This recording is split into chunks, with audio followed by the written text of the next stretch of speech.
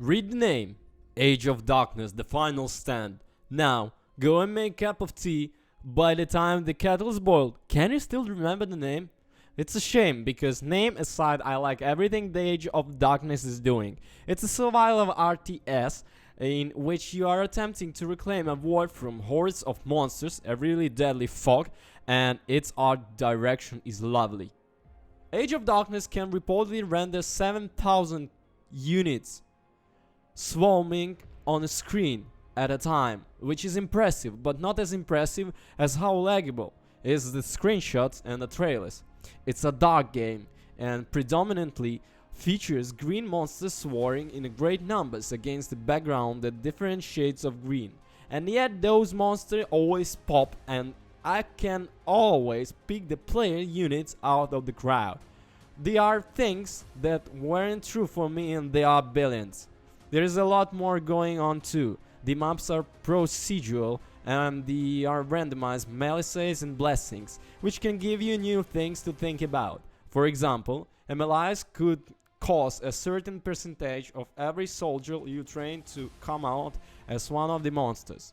There are also hero units, boss monsters, and the skill trees. Age of Darkness Final Stand is still missing a lot of features like more than a single playable hero or the full campaign. It does offer, however, a pretty clear snapshot of what the gleefully sadistic developers have in mind. At the beginning of each game, base building feels agonizingly slow and precarious, especially in light of what's to come. Do you pour resources into building defensive walls or creating more workers?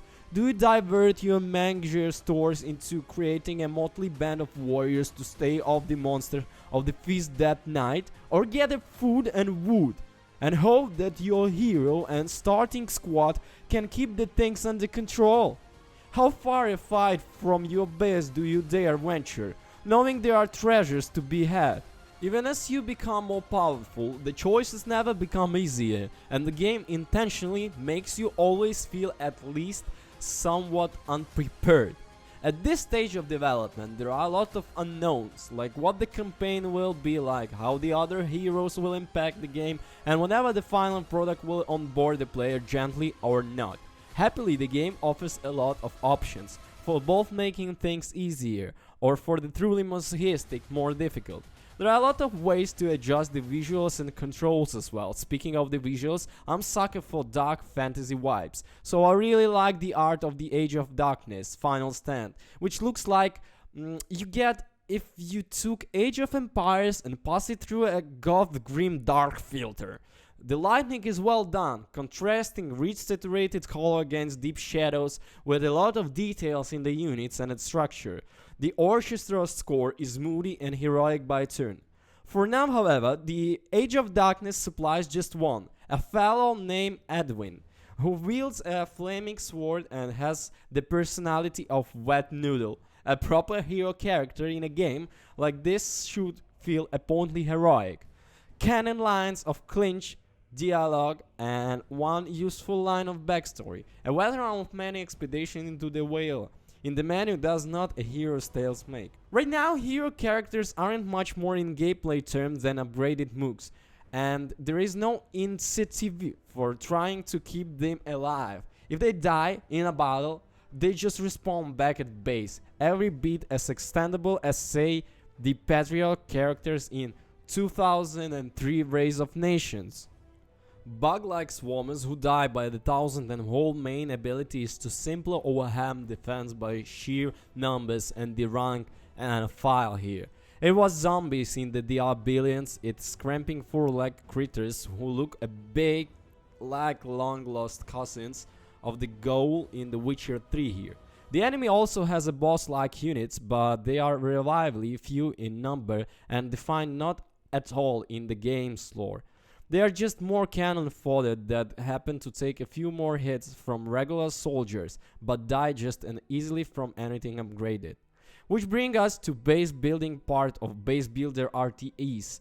Everything is you expect from the genre. There are zero risks from innovation. The main keep is the defend at all cost objective. You lose the game if it keep falls. They are barracks for making soldiers, towers for defending stationary assets, farms and lodgers, and quarries for gathering the game resources.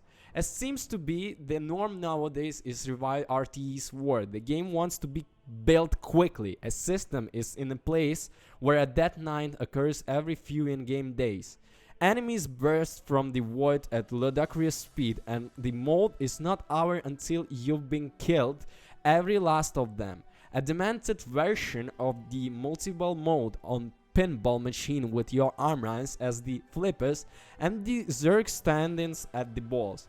During the mode, your base suffers a random malus that may, for example, prevent your units from the healing or raise the upkeep cut such that your economy might crash while you are fighting the enemy or the other nasty tracks. Age of Darkness might get better as launch approaches, whenever launch may be.